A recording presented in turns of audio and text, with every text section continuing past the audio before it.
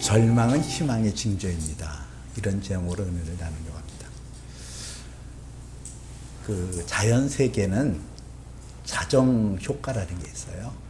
무슨 그렇게 사람이 애쓰지 않아도 스스로 공기를 정화시키고 물의 오염을 정화시키는 그런 작용. 그리고 사람도 마찬가지죠. 면역 체계가 있어서 어떤 그 바이러스가 침투하게 되어지면 그거를 방어하는 그런 능력이 몸 안에 있고, 세포도 조직을 재생하는 그런 능력이 있어요. 근데 이런 것이 깨어지면 자연 만물도 썩어 황폐해지고 몸도 병들게 되어지고 그렇게 되어지거든요. 근데 오늘 성경에는 둘째 천사가 그 대접을 바다에 쏟음에 바다가 곧 죽은 자의 피같이 되니 바다 가운데 모든 생물이 죽더라 그랬어요. 바다가 죽은 피와 같다. 바다가 그 기능을 못하고 있다. 자연 만물이 회복 불능의 상태로 갈 수밖에 없음을 말하고 있고, 그 바다 가운데 있는 생물들이 다 죽었더라. 이 말씀을 통하여 우리 인류의 멸망이 가까웠음을 말하고 있어요. 절망이죠. 이 절망의 소식을 어떻게 희망으로 바꿔갈까? 그게 오늘 설교의 주제예요. 절망이 어떻게 희망으로 바꿔갈까? 절대 절망이 절대 희망으로 바꿀 수 있는 계기는 어떻게 해야 되나? 그것이 오늘 설교의 주제이거든요. 자, 오늘 여기 성경에 바다라는 의미가 나오고 있어요. 바다. 이 성경 요한계시록을 푸는 키포인트가 있거든요. 어떤 관점에서 이 요한계시록을 봐야 되나? 관점은 두 가지예요. 하나는 하나님의 구속사로 이 요한계시록을 봐야 된다는 거죠. 이 구속사라는 것은 하나님께서 인류를 창조하시고 또 우주 만물을 창조하시고 하나님의 형상과 모양대로 창조한 사람을 그 온 우주 만물을 다스려 지키도록 축복하신 것이 창세기 1장 28절에 나와 있죠. 그 인간이 타락했는데 하나님의 품을 떠났는데 그 하나님의 품을 떠난 그 인생들을 구원하시고자 하는 뜨거운 열망, 뜨거운 계획을 구속사라고 얘기를 해요. 인류의 역사는 하나님이 그냥 방치해 두는 것이 아니라 그 인간의 흐름의 시간을 통하여 하나님의 구원의 계획을 계속 펼치고 있다는 거죠. 이게 구속사라는 거예요. 또 하나는 그 원리, 그 구속사의 바탕이 되고 원리가 되는 것은 뭔가? 그것은 사랑이에요. 하나님의 뜨거운 사랑이 거기에 녹여 있어요. 이 하나님의 구속사적인 관점과 하나님의 사랑이라는 그 원리를 놓치게 되어지면은 요한계시록은 마치도 우리에게 두렵고 떨리고 절망적인 얘기가 될 수가 있거든요. 그래서 반드시 두 가지를 가지고 이 요한계시록을 봐야 돼요. 그리고 요한계시록에는 많은 상징적인 모습들이 나오고 있거든요. 그 상징적인 모습은 전부 어디다가 초점을 맞추고 있냐면은 사람에게 맞추고 있어요. 사람이 어떤 모습이냐. 그 사람이 이런 여건 속에서 어떠한 모습을 갖고 있냐. 그리고 그런 인생을 향하여 하나님께서 어떤 구원의 계획을 갖고 계시냐. 이거를 말씀하고 있어요. 여기서 바다도 그렇거든요. 단순히 문자적인 바다가 아니라 그 바다를 통하여 우리 인생의 모습을 보라는 거예요. 근데 이 바다가 지금 황폐해졌잖아요. 왜 그래요? 왜 바다가 황폐해졌을까? 생물이 살 수 없을 정도로 완전히 망가졌거든요. 왜 그래요? 이 바다는 모든 하천의 물이 다 바다로 쏠려가요. 지구의 75%를 차지하고 있는 것이 바다이고 물의 97%가 바다에 속해 있어요. 이 지상에 있는 물은 3%뿐이 안 되거든요. 근데 그 바다가 썩었어요. 살 수가 없어요, 생물들이. 뭘 말할까? 바다가 황폐화되게 되어지는 그 원인이 뭘까? 이 바다에 육지에서 있는 오염되고 쓰레기 더미가 전부 흘러내려서 그 바다가 썩어가고 있는 게 현장이잖아요. 그래서 어떤 곳에는 지상에서 흘려보내는 그런 여러 가지 쓰레기가 모여서 인공섬을 이룰 정도로 바다가 썩어 있어요. 이것은 바로 우리 인간의 모습이거든요. 사람은 하나님의 형상과 모양대로 창조함 받았어요. 그래서 우리 인생은 하나님의 영, 성령을 우리 안에 모시고 살아야 인생의 의미를 알고 가치를 안다고요. 근데 우리 영혼 속에 하나님의 영이 모셔드리지 아니하면은 내 영혼의 상태는 어떤 상태가 되어질까? 영어로 백큐음이라는 게 있잖아요. 진공 상태. 내 영혼이 진공 상태가 되어서 무언지 빨아들이지 않으면 살 수가 없어요. 그걸 탐심이라고 그래요. 성경에서는 탐심은 우상숭배니라 그랬거든요. 하나님이 없기 때문에 세상에 있는 것을 어쩔 수 없이 빨아들일 수밖에 없다니까요. 채워도 그 공허를 달랠 수가 없어요. 하나님이 그 영으로 내게 임재하지 아니하면은 세상에 모든 재물을 갖는다 할지라도 만족이 없다니까요. 행복이 없다니까요. 행복이라는 것은 사람에게서 나온 게 아니라 하나님 앞에 나와요. 그래서 마태복음 25장에서는 내 주인의 즐거움에 참여할지어다. 그럴 때에 내 주인의 즐거움 할 때 Your message happiness라고 그랬거든요. 주인의 즐거움이 하나님이 행복의 원천이에요. 근데 그 하나님이 행복의 원천인데 그 하나님의 영으로 내가 채우지 않았는데 무엇을 가지고 행복할 수 있겠어요? 그러니까 우리가 타락하는 이유가 뭐냐? 하나님이 나를 장악하지 않고 내 안에 하나님의 영이 계시지 않기 때문에 내 영의 상태가 베이큐, 진공 상태가 되어진 거예요. 그리고 공허하고 무엇으로 채울 수 없어요. 가져도 누려도 그래서 그것 때문에 타락하는 거예요. 에베소서 5장에서는 술 취하지 말라 이는 당당한 것이니 오직 성령의 충만함을 받으라 그랬잖아요. 왜 타락을 해요? 왜 술 취해요? 하나님의 영이 안에 안 계시면은 그 영이 공하여 견딜 수가 없는 거예요. 이 땅에서도 우리가 경험하는 것이 그런 것이고 천국도 지옥도 그런 것이에요. 공허의 끝자락.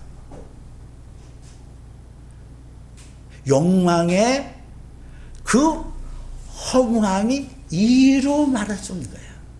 무적행이라는 걸 들어봤잖아요. 지난 시간에. 바텀레스. 끝이 모르는 그러한 그 지옥. 어떤 것도 만족이 없어요. 어떤 것도 기쁨이 없어요.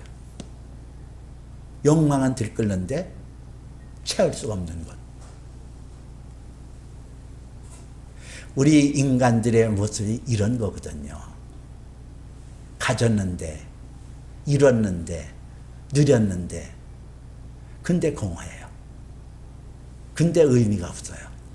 가치를 못 느껴요. 가졌는데. 아니, 가졌는데. 분명히 가졌어요. 그거 가지면 행복할 줄 알았어요. 그거 누리면 복될 줄 알았어요. 그런데요, 그걸 가졌는데, 누렸는데, 행복하던가요? 이게 인간이에요. 그래서 우리 안에 하나님의 형상과 모양대로 창조받은 인생은 하나님이 영으로 내 안에 오셔서 나를 다스려줘야 가치가 있고 의미가 있다니까요.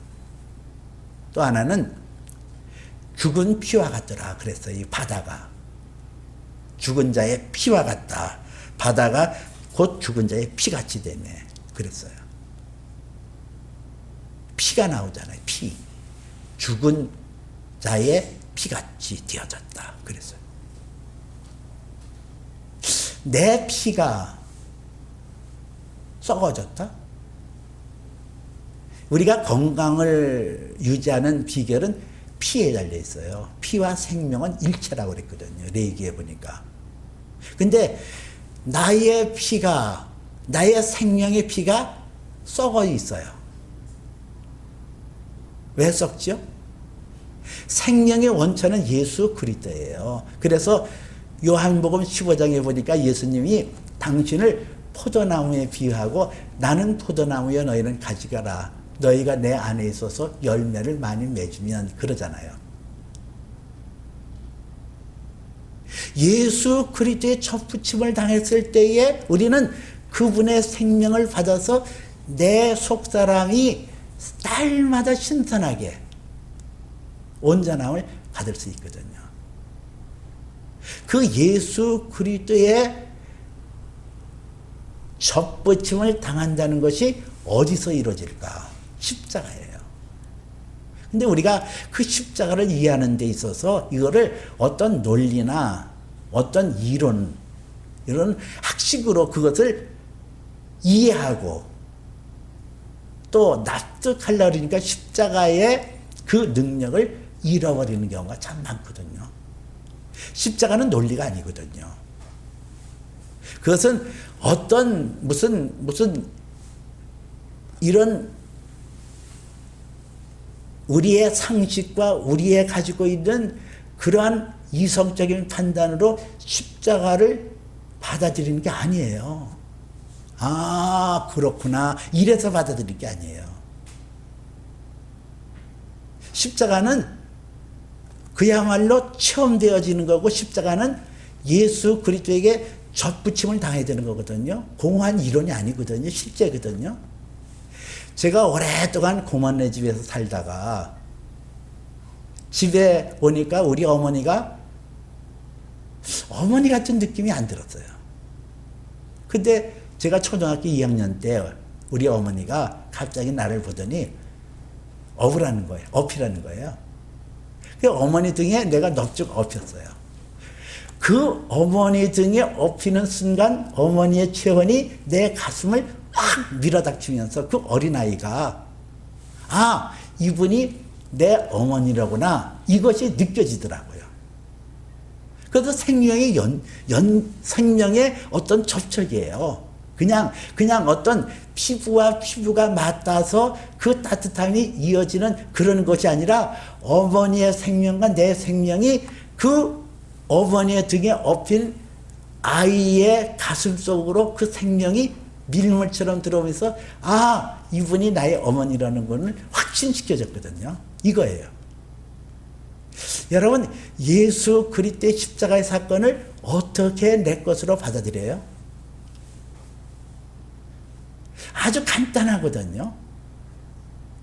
영접하는 자, 곧 그 이름을 믿는 자에게는 하나님의 자녀가 되는 권세를 주느니라 하신 거대로 예수 그리스도의 십자가는 나의 죄를 위하여 죽으셨다. 이거를 믿음으로 받아들이는 거예요. 근데 이건 논리가 아니잖아요.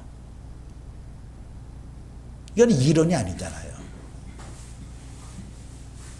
그 단순한 그 명제 예수 그리스도의 십자가는 나의 죄를 위하여 죽으시고, 예수 십자가는 죽음으로 끝나는 것이 아니라 죽음 이후에 부활이 있었다. 그러므로 그 예수를 믿게 되어지면은 나는 하나님의 자녀가 되어지고 예수님처럼 죽음에 넘기지 않고 다시 살아날 수 있다라는 것을, 그것을 인정하고 받아들이는 거. 이게 아주 중요한 거예요.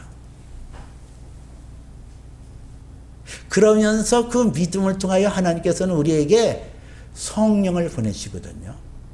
성령을 보내주시면서 내 마음속에 하나님 나라가 있다는 것이 믿어지는 거예요. 소망이 하나님 나라 있고, 그 하나님 나라가 그전에는 추상적이고 그전에는 그렇게 와닿지 않은 건데, 아, 하나님 나라가 있네? 그래, 있어.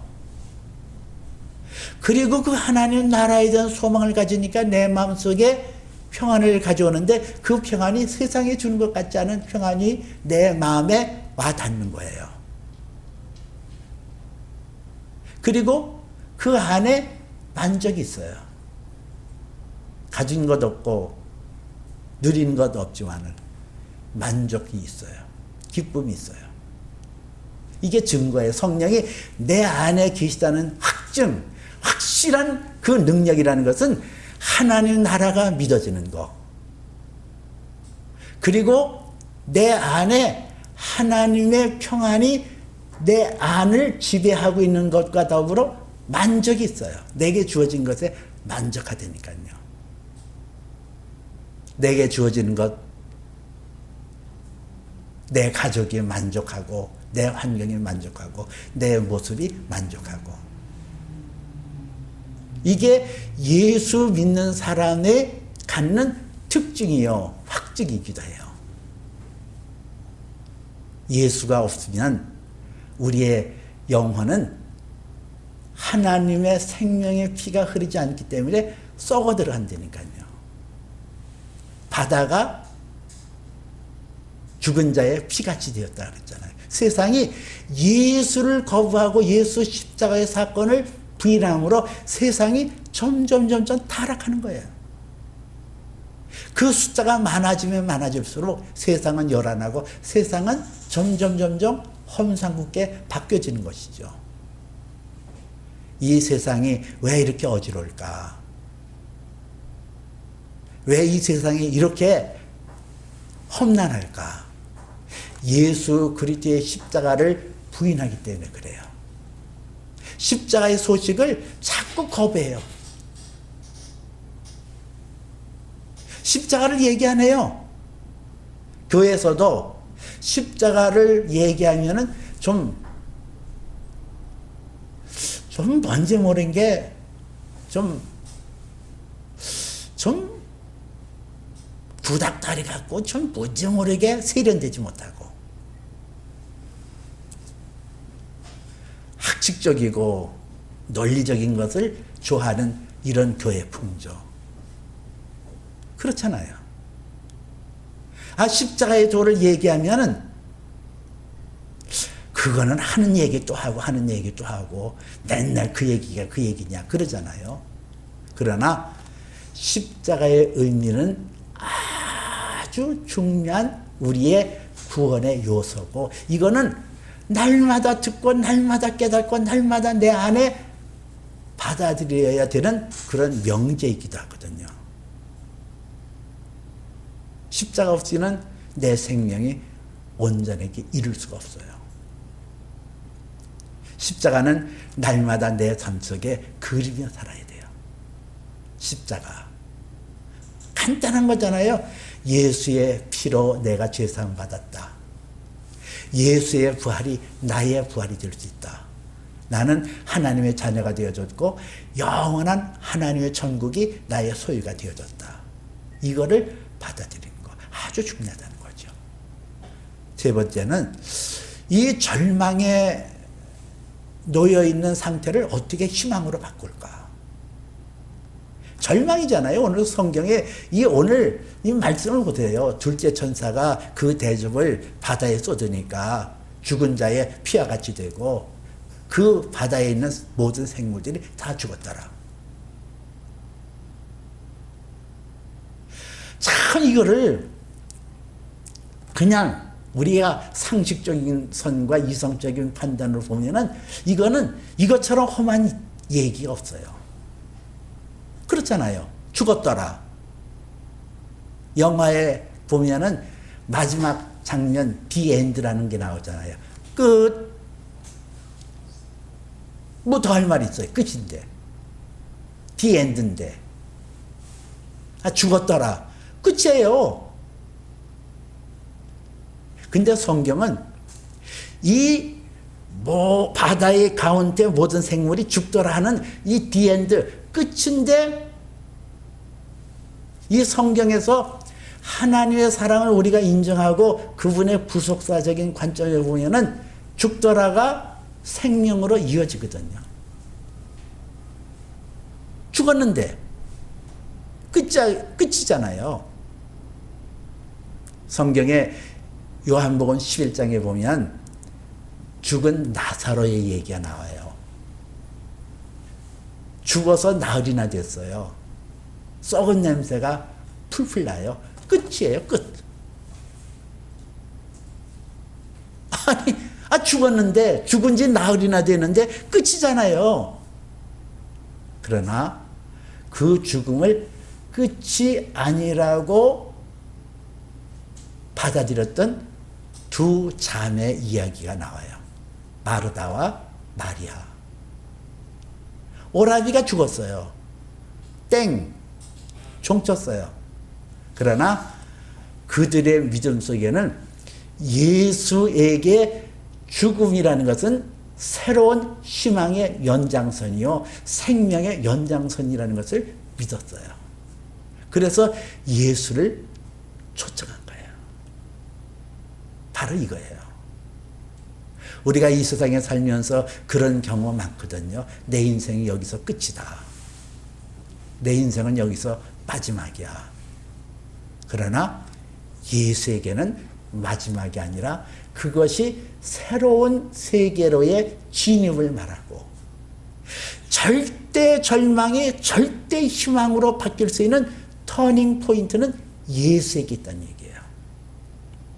다른 데 있는 게 아니에요. 우리가 어떤 환경과 어떤 여건 속에서도 예수 그리스도를 나의 주님으로 영접하고 그분이 절대 절망이 절대 희망으로 바뀌게 할 수 있는 능력의 소유자임을 우리가 믿을 때 우리는 어떤 절망도 이길 수가 있어요. 죽음도 이긴대. 예수님은 죽음에서도 이겼는데요.